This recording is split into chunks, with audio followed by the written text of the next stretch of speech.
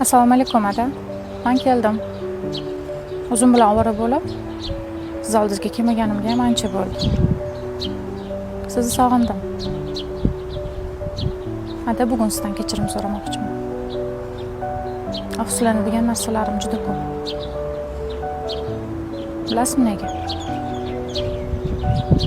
Yaxshi ko'rgan yeguligingizni olib, siz oldingizga tez-tez bormaganimga.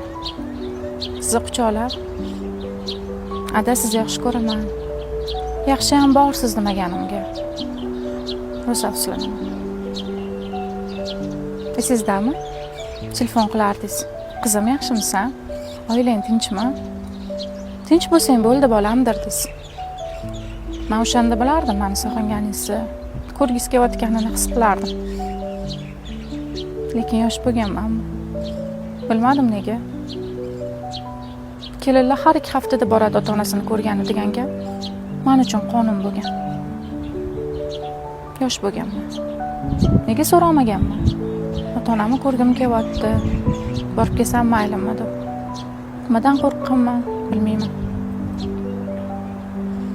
Qarang, qizingiz qanaqa ulg'aydi.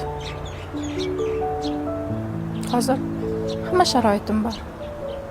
Sizni xursand qilishga, dunyo kezdirishga, umraga, hajlarga olib borishga imkoniyatim bor. Lekin siz yonimda yo'qsiz ada.